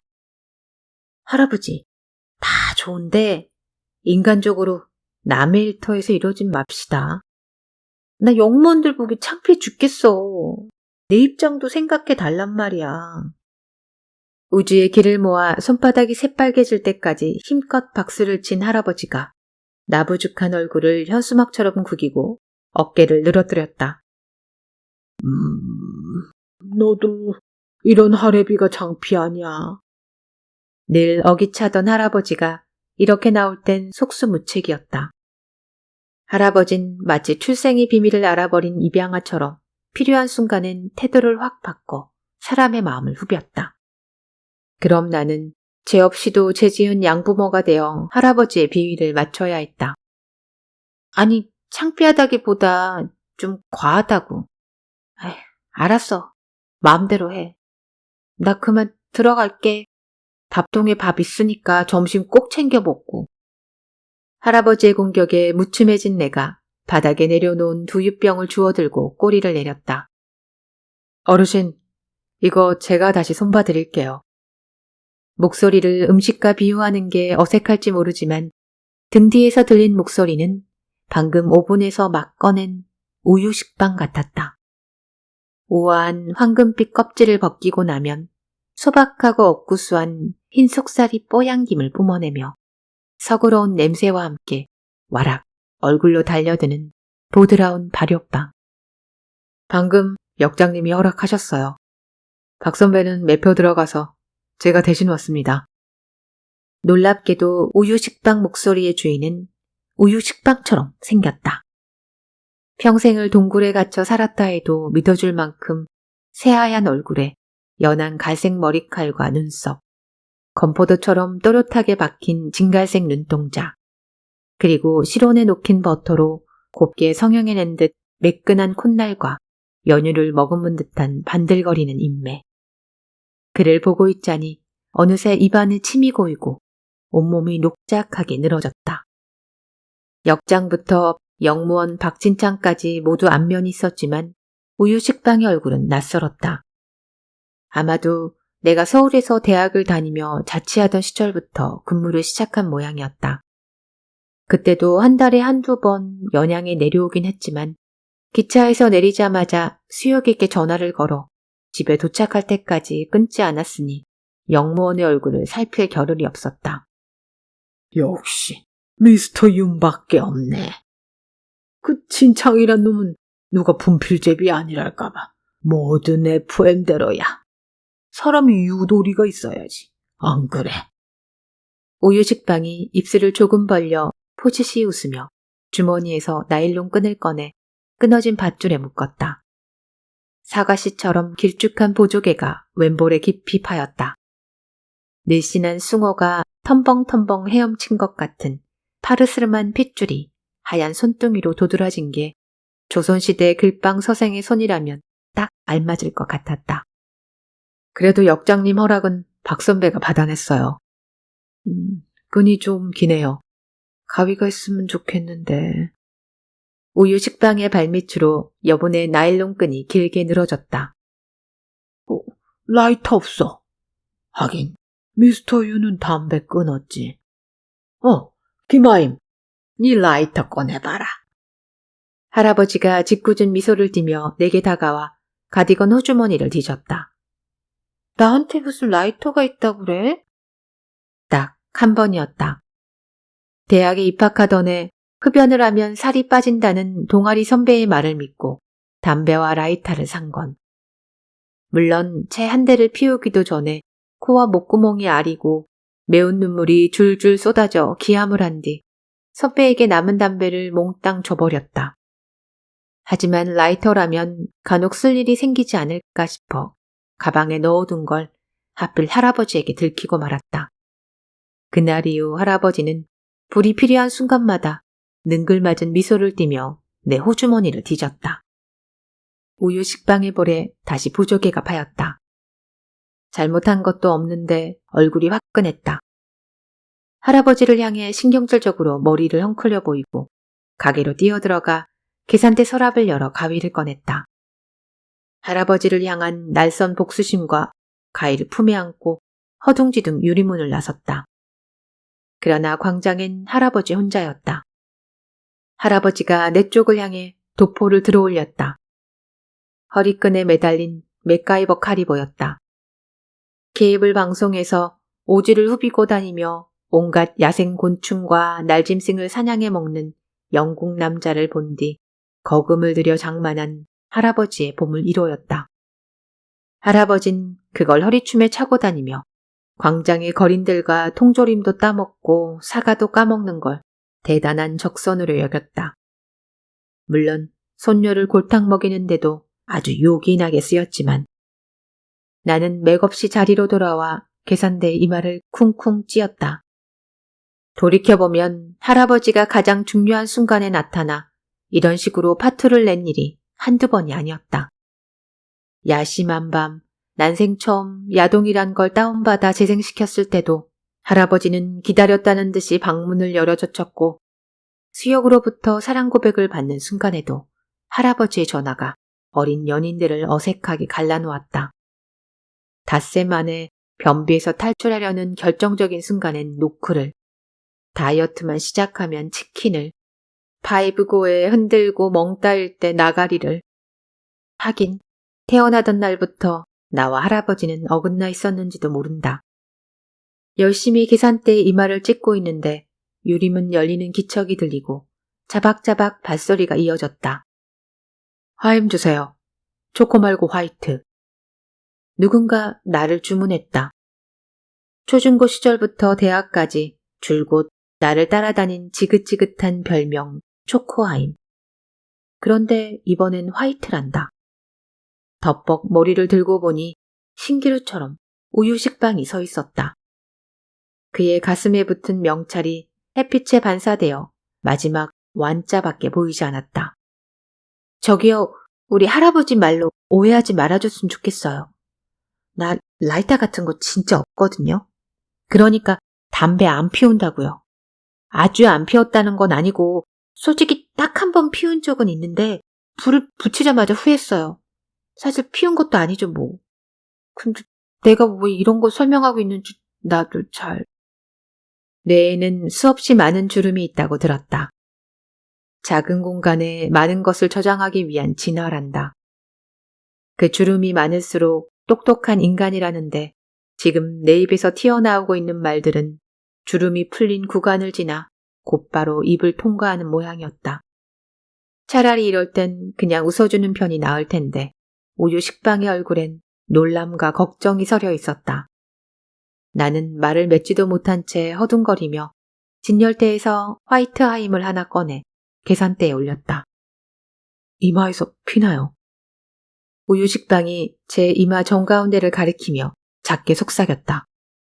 아까 계산대에 이마를 찍긴 했지만 피가 날 정도는 아니었다. 혹시 자신의 이마에서 피가 난다는 뜻은 아닌가 싶어 목을 길게 빼고 그의 얼굴에 바짝 다가섰다. 피 안 나는데요? 저 말고 그쪽 이마요. 그럴 리 없다고 생각했지만 나는 서랍에서 손거울을 꺼내 얼굴을 비춰봤다. 정말 이마 한가운데에 핏자국이 선명했다. 그제야 계산대 위에 뚜껑 열린 빨간 네임펜이 눈에 들어왔다. 오전에 본사 물류팀이 보낸 보급차 기사가 장부에 사인을 한 뒤 모르고 두고 간 것이었다. 나는 얼른 과자와 컵라면이 쌓인 진열대 쪽으로 몸을 돌리고 손끝에 침을 묻혀 이마를 문질렀다. 네임펜 자국은 연분홍색으로 번져갈 뿐 도무지 지워질 줄을 몰랐다. 이런 걸 이마에 그린 여자가 변명이랍시고 얼굴을 불그락 푸르락 해가며 흡연 이력까지 토설했으니 우유 식빵의 눈엔 할아버지나 나나 제정신으로 보이지 않았을 터였다. 손등으로 이마를 가리고 슬그머니 돌아섰을 때 이미 우유 식빵은 계산대에 화이트 하임값 2,800원을 내놓고 유리문으로 향하고 있었다. 그와 어깨를 부딪히며 쏟아져 나온 사람들이 레스비와 후라보노 천하장사 소시지를 주문했다. 내 이마엔 여전히 빨간 네임펜 자국이 선명했지만 사람들은 아무런 지적도 하지 않고 제 몫의 커피와 껌, 소시지를 들고 무표정한 얼굴로 돌아섰다. 유리문 너머로 화이트하임을 담배처럼 입에 문 우유 식빵이 보였다. 그는 아주 천천히 정말 담배라도 피우듯 화이트하임을 녹여 먹으며 할아버지의 열정적인 전도를 아련한 눈길로 바라보았다. 할아버지가 발화를 치듯 양손을 넓게 펼쳐 박수를 치며 직접 고안해낸 우주 체조 동작을 시연하고 있었다. 박수를 칠 때마다 양다리를 벌리고 우아차, 우아차 기합을 넣었다. 정각 서울로 떠났던 기차가 다시 연양으로 돌아오는 시각이었다. 2월 이무영 중환자실도 구분이 있었다. 희태가 누워있는 곳은 신경계 중환자만 모아놓은 NCU였다. 녹색 유니폼을 걸친 의사와 간호사들, 머리에 붕대를 두른 수술 환자들이 벼입을 깎는 메뚜기처럼 빠르게 열렸다 닫히는 자동문을 무시로 드나들었다. 자동문 맞은편엔 제약회사 이름이 낙인된 긴 나무의자가 놓여있어 당장이라도 고글할 것처럼 만상을 찌푸린 새댁이 아랫입술을 자근자근 씹고 있었다. 오전 8시, 오후 12시와 5시에 있는 면회 시간을 기다리는 거였다. 여자 옆에서 기계적으로 뜨개질을 하는 중년 부인은 눈을 감았는지 떴는지 구분할 수 없을 지경으로 눈꺼풀이 늘어졌다. 집이는 누구 때문에 왔어? 신랑? 중년 부인이 뜨담한 스웨터 조르개를 무릎에 내려놓고 새댁에게 물었다. 네, 어제 아침밥 잘 먹고 출근해서 멀쩡히 일 마치고 퇴근하는 길에 쓰러졌어요. 회사차를 끌고 오다가 까무러친 모양인데 사장은 차 꼬라박은 것만 분해서 개지랄이에요. 내 주먹만한 혹이 생기도록 부려먹고 이제 와서 한다는 소리가 수리비는 반반 부담하래요. 남편 괜찮냐는 소리는 한마디도 없이요. 마침내 새댁의 눈에서 눈물이 뚝뚝 떨어졌다. 수술은 잘 됐고. 중년 부인은 내 머리 위에 걸린 벽시계를 헐끔거리며 새댁 곁으로 바투 앉았다. 아주 떼는 건 아니고 샘플만 채취했다는데 양성인지 악성인지는 검사해봐야 안 돼요. 근데 아주머니, 중증 환자 등록하고 오라는 거 죽을 병이란 소리 아니에요? 새댁의 물음에 중년 부인이 뜨개 바늘로 머리를 극적이곤 다시 눈을 내리깔았다. 그래도 그거 등록해야 병원비도 감당할 만하고 약값도 싸죠. 우린 MRI도 43,700원밖에 안 내. 그 보험은 들었고? 새댁이 힘없이 고개를 가로주었다. 중년 부인은 나를 처음 만난 날 했던 질문을 고스란히 새댁에게 옮기고 있었다. 중년 부인의 남편은 1년 전 낮술을 마시고 사다리를 타다 뒤로 넘어져 이제껏 중환자실 신세라고 했다. 새댁은 침울한 표정이 되어 티셔츠를 봉긋하게 들어올린 배를 쓰다듬으며 이미 흠뻑 젖은 소매로 눈물을 닦았다. 엘리베이터 열리는 소리에 고개를 들어보니 중년 여자들 틈에 섞인 민하가 보였다. 오지 말라고 수도 없이 일렀건만 아이는 코 빠진 얼굴로 정제화면이라 해도 이상하지 않을 만큼 느리게 다가왔다. 오지 말라니까 왜 또 왔어? 마주 다가가 걸음을 가로막았다. 비척대던 아이가 내 어깨에 손을 짚고 겨우 몸을 가녔다. 어서 돌아가. 미나의 이마가 내 어깨로 침몰하듯 기대졌다. 뜨끈한 체온이 쇄골을 달궜다. 한 달 새 아이의 얼굴은 보기 흉할 정도로 야위었다. 눈은 대꾼하고 창백한 볼도 허룩하게 꺼져 있었다. 매끈하던 입술도 솜씨 없는 목공이 거칠게 대패질해 놓은 것처럼 여기저기 흠집투성이었다. 그 톱밥이 튀어든 양 두 눈이 슴뻑했다. 애기 엄만 지 아빠 걱정돼서 온 애를 왜 자꾸 가라 그래? 제 아빠도 오죽 자식이 보고 싶겠어. 같이 들어가서 손도 잡아주고 다리도 주물러드리라고 해. 에휴, 우리 아들은 명일날 삐죽 찾아와서 잠깐 들여다보곤 여지 깜깜무소식인데 애가 참 기특하네. 중년 부인이 미나를 향해 어서 오라고 손을 흔들었다. 마치 평상에 앉아 수박을 먹다 이웃집 아이를 부르듯 김치를 버무리다 손녀에게 소매 좀 올려달라고 청하듯 중년 부인의 행동은 사사로운 일상의 한 장면을 오려낸 것처럼 평화롭기 그지없었다. 엄마만 들어갔다 와. 난 그냥 밖에서 기다릴게. 대신 나한테 가라곤 하지 마. 미나는 사고가 난 날 아침에도 구급차에 오르려다 내게 가슴을 떠밀리고 집에 혼자 남았다. 아이 앞에서 천연스럽게 거짓말을 할 엄두도 나지 않았고 혹 희태가 의식을 차려 의사에게 사건의 전말을 떠벌릴지도 모른다는 생각에 떼어놓기로 마음먹었다. 아직 마음에 굳은 살이 박히기 전인 미나는 희태가 입만 벙긋해도 마른 낙엽처럼 부서질 터였다. 119 구조대를 불러 희태를 병원으로 옮긴 재무는 간호사가 링거를 연결하는 사이 나를 한갓집 복도로 끌고 갔다. 재수씨, 아까 미나 놀랄까봐 얘기를 못했지만 이건 존속살인 미수예요. 중범죄라고요. 미나, 오늘부터 마누리 15이죠. 그럼 아무리 못해도 3년은 살다 나와야 합니다. 재문이 주머니에 손을 찔러놓고 고개를 가로주었다. 걔 친구를 미나 아빠가 강간했어요. 마누리 15살밖에 안 된 여자의 인생을 찢어 발겼다고요. 아휴, 그런 일이 있으면 진작 나랑 의논했어야죠. 아무튼 난 못 본 걸로 할 테니 살기만 기도합시다. 재문이 짧게 한숨을 쉬곤 다시 응급실로 앞장을 섰다. 둘이 뭐하고 왔어? 그 와중에도 희태는 벌겋게 충혈된 눈에 힘을 주며 나와 재문을 위아래로 훑었다. 에이구, 네 흉 좀 보고 왔다. 재문이 안쓰러운 얼굴로 희태의 손등을 매만졌다. 의사는 수면이 부족한지 눈그늘이 길게 늘어지고 구렛나루와 턱에 파르스름한 수염이 돋아 있었다. 그의 눈동자가 내 이마를 맴돌았다. 출입문 유리에 비춰보니 희태에게 휘둘리다 싱크대에 부딪힌 자리에 피딱지가 엉겨 있었다. 욕실에서 넘어진 것 같습니다. 우당탕 소리가 나서 나와보니 쓰러져 있습니다. 보다시피 워낙 거구라 옮기는 중에 우리 재수씨도 좀 다쳤고요. 재문이 얼른 지갑에서 명함 한 장을 꺼내 의사에게 건넸다. 의사는 화목한 가정에서 사랑을 듬뿍 받고 자란 사람 같았다.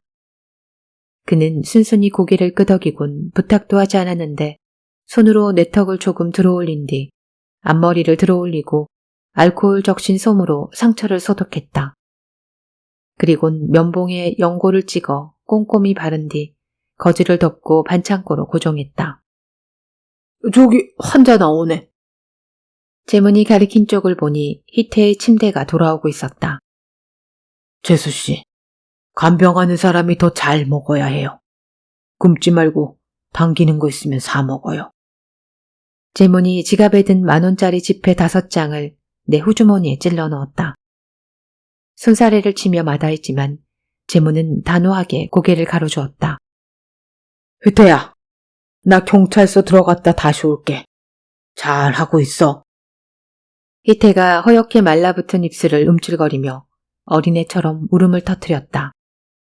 재문은 그런 희태가 딱하다는 듯 그의 손등을 여러 번 토닥거리곤 마지못해 자리를 떴다. 재문이 사라지고 나자 콧물을 인중으로 늘어뜨린 희태가 침상 옆에 서 있는 나를 노려봤다. 어디 있어, 미나? 정수리를 덮은 붕대가 젓갈색에서 선홍색, 진분홍색, 점층적으로 물들어 있었다. 걔는 왜 찾아? 가뜩이나 많이 놀랐을 텐데. 개 같은 년들. 나가게만 해봐. 반 죽여, 너. 말해 왜 이래? 의사 불러와. 의사는 부르지 않아도 찾아왔다. 그는 이를 빠드득 갈며 격렬을 일으키는 희태에게 아이스크림 막대처럼 생긴 것을 물려주곤 엄지와 검지를 넓게 벌려 턱과 볼에 가져다 붙이고 잠시 머뭇거렸다. 염희태 씨, 말씀하시기도 힘드시고 오른쪽 팔다리에 감각도 없으시죠? 네, 출혈이 생겨서 그래요. 방금 수술 결정 났거든요. 보호자분이랑 잠깐 이야기를 좀 하고 올게요. 귀가 먹은 것도 아닌데 의사는 또박또박한 발음으로 언성을 높였다. 후후, 큰일이네. 할 거면 최고 좋은 의사로 데리고 와. 아니면 서울대학병원으로 갈 거야. 희태가 오른쪽 이바귀로 묽은 침을 흘리며 떠듬떠듬 말했다.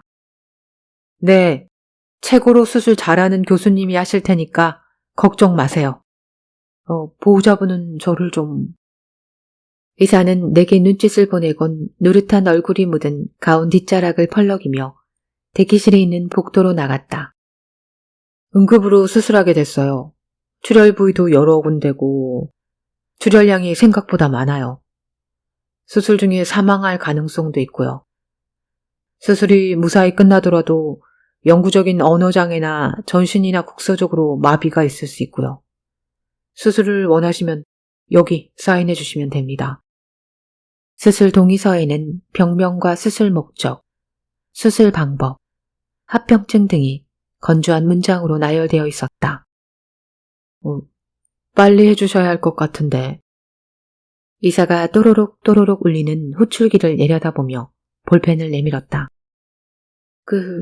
수술했을 때랑 수술 안 했을 때랑 죽을 가능성은 어느 쪽이 더 높은가요? 대개의 보호자들은 생존 가능성을 물었을 거였다. 하지만 나는 희태가 이대로 입을 꾹 다문 채 조용히 죽어주기를 바랬다. 형편 때문에 치료 포기하시는 분들도 계신데요. 병원에 사회복지팀이 있어요. 잘은 모르지만 분명 도움이 되실 겁니다. 치료 포기하지 마세요. 아직 젊으신데 어떻게든 회복하셔야죠. 의사의 호출기가 쓰르라미처럼 쉬지 않고 울었다. 그의 눈길이 볼펜 끝에 매달려 움직이지 않았다. 거실에 피아노가 있는 집, 가족 수만큼의 방과 침대가 있는 집, 안주인의 긴 손톱에 벗겨지기 쉬운 빨간색 매니큐어가 고고하게 칠해진 집에서 자란 선하고 인정 많은 청년은 모른다. 세상에 뿌리 가랑이 사이로 자란 악마가 존재한다는 사실을. 만약 희태가 죽는다면 미나는 아비를 살해한 자신을 용서하지 못할 거였다. 나를 살인자로 만들지 않으려면 희태를 살리는 수밖에 없었다. 나는 볼펜을 움직여 내 이름을 적고 글씨체를 조금 흘려 서명했다. 6시간에 걸친 수술 끝에 희태는 중환자실로 옮겨졌다. 아랫도리가 벗겨진 채 하얀 시트를 덮고 있는 그는 마치 오랜만에 휴일 늦잠을 즐기는 사람처럼 평온해 보였다. 간간히 찾아오는 경련 때문에 의식이 없는 상태에서도 전신을 푸르르 떨며 이를 바득바득 갈고 나면 잠결에 길고 시원한 방귀를 낀 사람처럼 이바귀가 평화롭게 말려 올라갔다. 주치의는 내게 MRI 사진을 보여주며 출혈 부위와 예율을 설명했다. 반으로 쪼개놓은 호두 속처럼 자글자글한 내 사진에 허연 얼룩이 군데군데 보였다. 의사는 얼룩을 짚어가며 핏자국이라고 일러주었다. 그게 제대로 흡수되지 않고 새로운 혈관이 터지거나 합병증이 발생하면 사망에 이를 수도 있으니 당분간은 중환자실에서 경과를 지켜보자고 했다. 그날부터 미나는 하루도 빠짐없이 병원에 들렀다. 내 눈치를 살피곤 조용히 돌아갔다. 그러는 사이 재무는 성폭행 사건을 합의하려 현지의 부모를 찾아다녔다. 범인이 혼수 상태인 마당에 고소를 해도 처벌을 기대할 수 없다는 걸 깨달은 현지의 부모는 합의금 2천만 원과 미나의 전학을 요구했다. 뒷수습은 내가 할 테니까 재수 씨는 이사 준비해요. 어른들이 아무리 시시해도 학교에 소문나는 건 시간 문제일 거고 그쪽 집에서도 전학을 원하니까 그렇게 합시다. 그나저나 빠듯해서 어쩝니까? 혹시 히트 딴 주머니 찬 기미는 없어요? 내가 고개를 가로젓자 재문이 허망한 표정으로 내 등허리를 가볍게 쓸어내렸다. 재문은 젊은 날 초등학교 교사와 결혼을 했지만 만성 신부전증으로 사별을 한 뒤 아내가 남긴 푸들 한 마리와 희태에 의지하며 혼자 살아왔다. 의처증이 심한 희태는 내가 다른 사내와 말 한마디 섞는 것조차 용납하지 못했지만 수시로 집에 드나드는 재문에 대해서만큼은 의심의 촉을 누그러뜨렸다. 어느새 희태의 휴일과 내가 밑반찬을 만드는 날은 재문의 휴일에 맞춰졌다. 둘은 근무가 없는 날이면 새벽 일찍 집을 나서 저녁 무렵까지 쏘다니다가 지친 얼굴로 돌아왔고 나는 재문의 입에 맞춰 조금 간간한 된장찌개와 어리카리 곤두석에 메운 제육볶음 등을 차려냈다.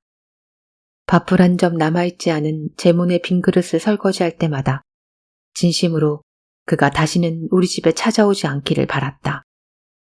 그에게는 선량한 사람과 밥을 먹고 차를 마시고 잡담하는 삶이 어울렸다.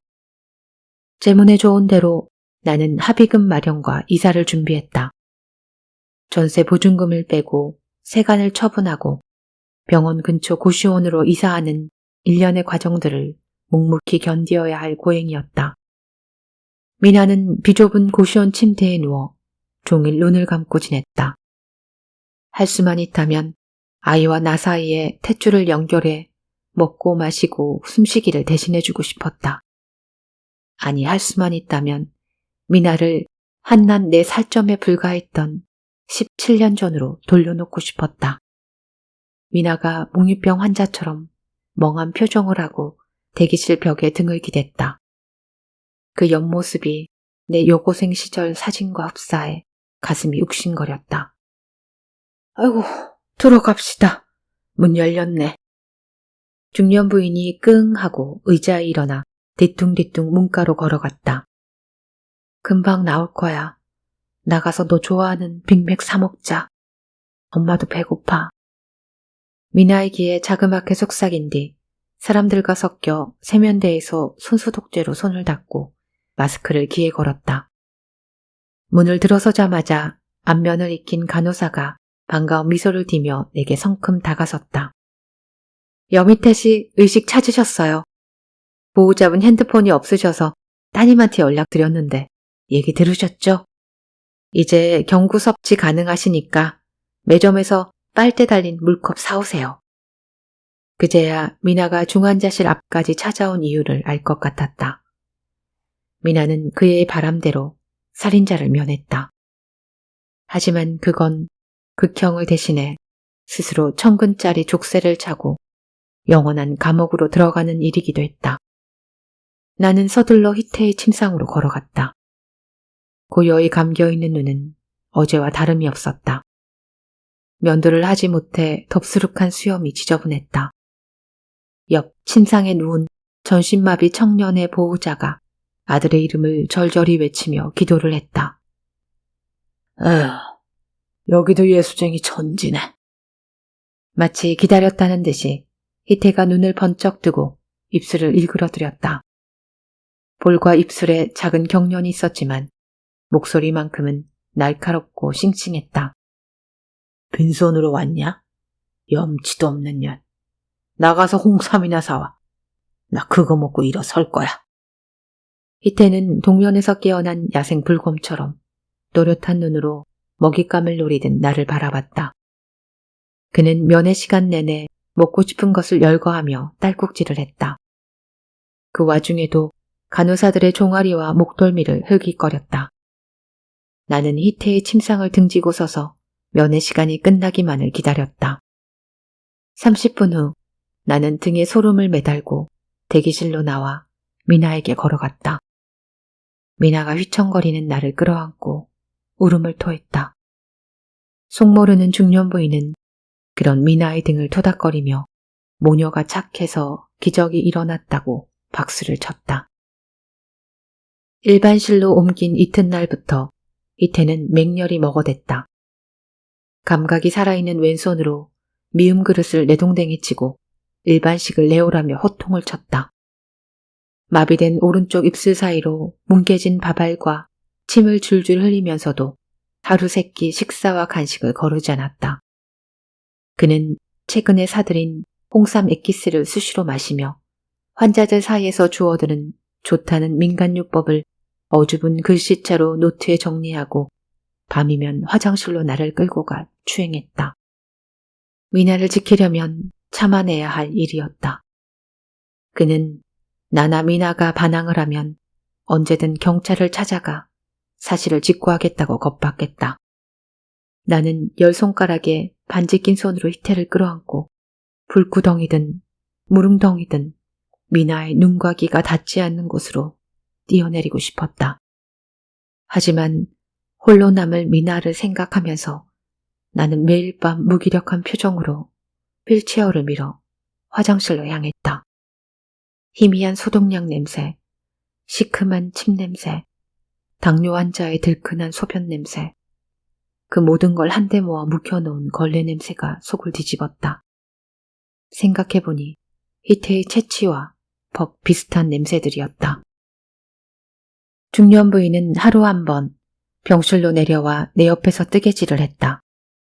이번엔 조끼를 뜨는 모양인지 네크라인이 깊고 소매가 없었다.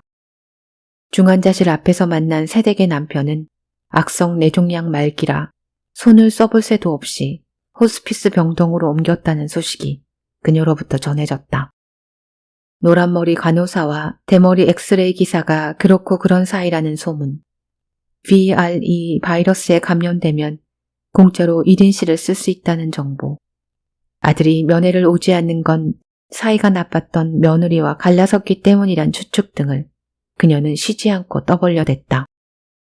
희태는 유언비어가 난무하는 주간지 정기 독자처럼 중년 여자를 목마르게 기다렸다. 남들 앞에선 선량하고 유머러스하게 자신을 위장하는 그는 중년 여자가 오면 아끼던 홍삼 액기스도 내놓고 고리적 유머까지 풀어놓으며 입술을 비틀어 웃었다. 배운 것도 가진 것도 없지만 아내와 딸을 위해 성실히 살아가던 가장이 어느 날 갑자기 불의의 사고로 반신불수가 됐다. 그렇게 새 욕실화를 사다 놓으라고 타일렀건만 부주의한 아내는 남편의 부탁을 기뚱으로 듣다 큰 화를 당했고 병원비로 가진 돈을 모두 탕진해 오갈 데가 없는 처지가 되었다. 금쪽 같은 외동딸은 고시원에 틀어박혀 아빠 걱정에 눈가가 짓물렀다. 이것이 희태가 어눌한 발음으로 중년 여자에게 늘어놓은 푸념들이었다. 중년 여자는 이야기를 들으며 나를 향해 하얗게 눈을 흘기곤 무릎을 쳐가며 희태의 장단에 놀아났다. 내 동생이 연양시에서 감자탕집을 하거든. 가게방이 비어서 일하며 겹방 살 사람을 찾던데 거기라도 소개해 줄까? 뭐든 일을 해야 먹고 살 거 아니야. 어쩌겠어. 고되더라도 원인 제공을 한 애기 엄마가 두 목숨을 책임져야지. 그 연양시 사람 살기 좋아. 공기도 좋고 인심도 푼푼하고. 나도 더 늙으면 거기 내려가 살라고. 이따 동생하고 통화되면 다시 내려올게. 아이고, 난 저녁면에 가야겠다. 중년 부인은 아예 뜨개질 바구니를 맡겨놓고 중환자실로 떠났다. 저녁 식사가 배식되는지 문틈으로 희태가 좋아하는 계란찜과 노릿한 불고기 냄새가 새어들었다. 희태가 입맛을 다시곤 손을 뻗어 침대 발치에 식탁을 세웠다. 이윽고 하얀 효도화를 신고 역시 하얀 가운과 모자를 쓴 배식원이 빠른 걸음으로 다가와 식탁에 식판을 내려놓았다. 희태가 기대에 찬 얼굴로 찬압 뚜껑을 열다 헛웃음을 터뜨렸다.